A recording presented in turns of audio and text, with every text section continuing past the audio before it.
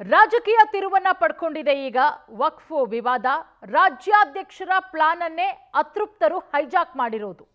ಹೋರಾಟದ ರೂಪುರೇಷೆ ಸಿದ್ಧಪಡಿಸಿದ್ದಾರೆ ಅಧ್ಯಕ್ಷ ಬಿವೈ ವಿಜಯೇಂದ್ರ. ಈಗ ರಾಜ್ಯಾಧ್ಯಕ್ಷ ವಿಜಯೇಂದ್ರ ಪ್ಲಾನ್ ಅನ್ನೇ ಅತೃಪ್ತರು ಹೈಜಾಕ್ ಮಾಡಿದ್ದಾರೆ. ನೋಡಿ, ಸಾಕಷ್ಟು ರಾಜಕೀಯ ತಿರುವನ್ನ ಪಡ್ಕೊಳ್ತಾ ಇದೆ. ವಕ್ಫ್ ವಿರುದ್ಧ ಹೋರಾಟಕ್ಕೆ ಈಗ ಬಿಜೆಪಿ ರೆಬಲ್ಸ್ ಸಜ್ಜಾಗಿದ್ದಾರೆ. ಶಾಸಕ ಯತ್ನಾಳ್ ಅಂಡ್ ಟೀಮ್ನಿಂದ ಹೋರಾಟಕ್ಕೆ ಪ್ಲಾನ್ ಮಾಡಲಾಗ್ತಾ ಇರೋದು. ರಾಜ್ಯಾಧ್ಯಕ್ಷರಿಗಿಂತ ಮೊದಲೇ ರೆಬಲ್ಸ್ ಟೀಮ್ ಈಗ ಹೋರಾಟದ ರೂಪುರೇಷೆಗಳನ್ನ ಘೋಷಣೆ ಮಾಡಿದೆ.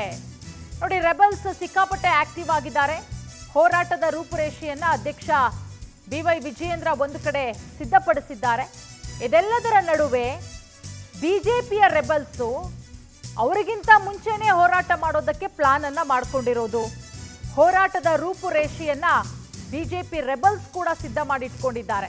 ವಿಧಾನಸಭೆ ಅಧಿವೇಶನದ ದಿನ ನೋಡಿಕೊಂಡು ಹೋರಾಟ, ಈ ಬಗ್ಗೆ ರೂಪುರೇಷೆ ಸಿದ್ಧಪಡಿಸಿದ್ರು ಬಿವೈ ವಿಜಯೇಂದ್ರ ಅವರು. ನಿನ್ನೆ ಈ ವಿಚಾರದ ಬಗ್ಗೆ ಪ್ರೀತಮ್ ಗೌಡ ಕೂಡ ಸ್ಪಷ್ಟನೆಯನ್ನ ಕೂಡ ಕೊಟ್ಟಿದ್ರು. ಬಿವೈ ವಿಜಯೇಂದ್ರ ಅವರಿಗಿಂತ ಯತ್ನಾಳ್ ಟೀಮ್ನಿಂದಲೇ ಮೊದಲೇ ಹೋರಾಟದ ರೂಪುರೇಷೆ ಈಗ ಘೋಷಣೆಯಾಗಿರೋದು.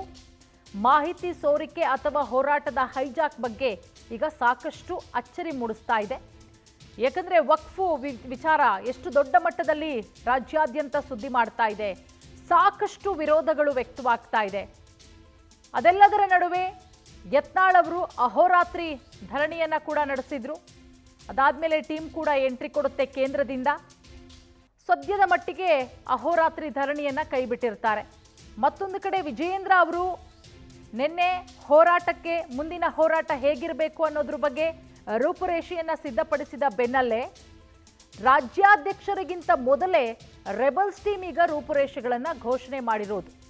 ಇದೆಲ್ಲದರ ಬಗ್ಗೆ ಮತ್ತಷ್ಟು ಮಾಹಿತಿ ಕೊಡ್ತಾರೆ ನಮ್ಮ ಪ್ರತಿನಿಧಿ ರೂಪೇಶ್. ರೂಪೇಶ್, ವಕ್ಫ್ ಪಾಲಿಟಿಕ್ಸ್ ದಿನದಿಂದ ದಿನಕ್ಕೆ ಒಂದು ರೀತಿಯಲ್ಲಿ ರಾಜಕೀಯ ಕೆಸರರ ಚಾಟಕ್ಕೂ ಕೂಡ ಈ ವಿಚಾರ ಕಾರಣ ಆಗ್ತಾ ಇರೋದು. ಅದರಲ್ಲೂ ಕೂಡ ಬಿಜೆಪಿಯಲ್ಲೇನೆ ಒಂದೆರಡು ಬಣಗಳು. ಒಂದು ಕಡೆ ಬಸನಗೌಡ ಪಾಟೀಲ್ ಯತ್ನಾಳ್ ಅವರು ಕಳೆದ ಕೆಲ ದಿನಗಳ ಹಿಂದೆ ಅಹೋರಾತ್ರಿ ಹೋರಾಟ ಮಾಡಿದ್ರು. ಅದಾದ್ಮೇಲೆ ಈಗ ವಿಜಯೇಂದ್ರ ಅವರಿಗೇನೆ ಟಕ್ಕರ್ ಕೊಡೋದಕ್ಕೆ ಅತೃಪ್ತರು ಯಾವ ರೀತಿ ಮುಂದಾಗಿದ್ದಾರೆ ಅಂತ. ಪೂರ್ಣಿಮಾ, ಇಲ್ಲಿ ವಕ್ಫ್ ವಿಚಾರವಾಗಿ ಒಂದು ಕಡೆ ಕಾಂಗ್ರೆಸ್ ರಾಜಕೀಯ ಮಾಡ್ತಾ ಇದೆ ಅಂತ ಹೇಳಿ ಒಂದು ಬಿಜೆಪಿ ಆರೋಪ ಮಾಡ್ತಾ ಇದೆ. ಅದರ ನಡುವೆ ಇದೀಗ ಬಿಜೆಪಿಯಲ್ಲೂ ಕೂಡ ಬಣ ರಾಜಕೀಯ ಎದ್ದು ಕಾಣ್ತಾ ಇದೆ. ಯಾಕಂತ ಹೇಳಿದ್ರೆ ಇಲ್ಲಿ ವಿಜಯೇಂದ್ರ ಅವರು ಒಂದು ಹೋರಾಟಕ್ಕೆ ಪ್ಲಾನ್ ಮಾಡ್ಕೊಂಡಿದ್ರು ಅಂತ ಹೇಳಿ ಹೇಳಲಾಗ್ತಾ ಇತ್ತು. ಹೀಗಾಗಿ ಇಲ್ಲಿ ಅಧಿವೇಶನ ಆಗ್ತಾ ಇದೆ. ಅಧಿವೇಶನ ಸಂದರ್ಭದಲ್ಲಿ ಈ ಹೋರಾಟ ಸಹಜವಾಗಿ ಬಿಜೆಪಿ ಮಾಡುತ್ತೆ. ಅದಕ್ಕಿಂತ ಮುಂಚೆಲೆ ಯತ್ನಾಳ್ ಅಂಡ್ ಟೀಮ್ ಒಂದು ಸಭೆಯನ್ನ ಕುಮಾರ್ ಬಂಗಾರಪ್ಪ ಅವರ ನಿವಾಸದಲ್ಲಿ ಮಾಡುತ್ತೆ. ಅದಾದ ಬಳಿಕ ಒಂದು ಘೋಷಣೆ ಮಾಡುತ್ತೆ. ಆ ಘೋಷಣೆ ಏನಂತ ಹೇಳಿದ್ರೆ ಫೆಬ್ರವರಿ 25ರಿಂದ ಮಾರ್ಚ್ 25ರವರೆಗೂ ಒಂದು ತಿಂಗಳವಾಗಿ ಹಸ್ತವಾಗಿ ಜನಾಂದೋಲನ ರ್ಯಾಲಿಯನ್ನು ಮಾಡಬೇಕು. ಪ್ರತಿ ಜಿಲ್ಲೆಯೂ ಕೂಡ ಬೀದರ್ನಿಂದ ಹಿಡಿದು ಚಾಮರಾಜನಗರವರೆಗೂ ಕೂಡ ಒಂದೊಂದು ದಿನ ಒಂದೊಂದು ಕಡೆ ಆ ಜನಾಂದೋಲನ ಯಾತ್ರೆ ಹೋಗ್ಬೇಕು ಅಂತ ಹೇಳಿ ಇಲ್ಲಿ ಯತ್ನಾಳ್ ಅವರು ಪ್ಲಾನ್ ಮಾಡ್ಕೊಂಡಿದ್ದಾರೆ. ಹೀಗಾಗಿ ಇದೇ ಮಾದರಿಯ ಪ್ಲಾನ್ ಅನ್ನು ವಿಜೇಂದ್ರ ಅವರು ಮಾಡಿದ್ರು. ಇದಕ್ಕಿಂತ ಮುಂಚೆನೆ ಯತ್ನಾಳ್ ಅವರು ಘೋಷಣೆ ಮಾಡೋದು ಅಷ್ಟೇ ಅಂತ ಹೇಳಿ ಇಲ್ಲಿ ವಿಜೇಂದ್ರ ಬಣ ಹೇಳ್ತಾ ಇದೆ.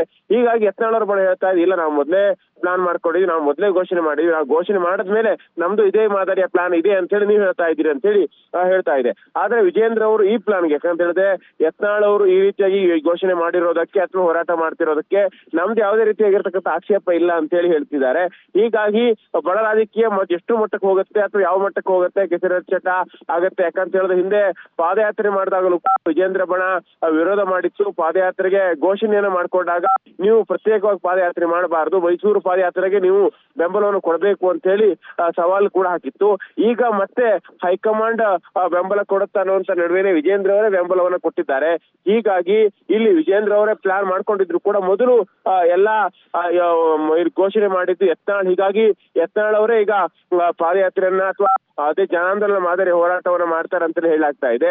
ಒಟ್ಟಾರಾಗಿ ಬಿಜೆಪಿಯಲ್ಲಿ ಬಡ ರಾಜಕೀಯ ಒಂದು ಮಟ್ಟಕ್ಕೆ ಈ ಒಂದು ಹೋರಾಟದ ಮೂಲಕ ಎದ್ದು ಕಾಡ್ತಾ ಇದೆ ಪೂರ್ಣಿಮಾ. ಹೀಗಾಗಿ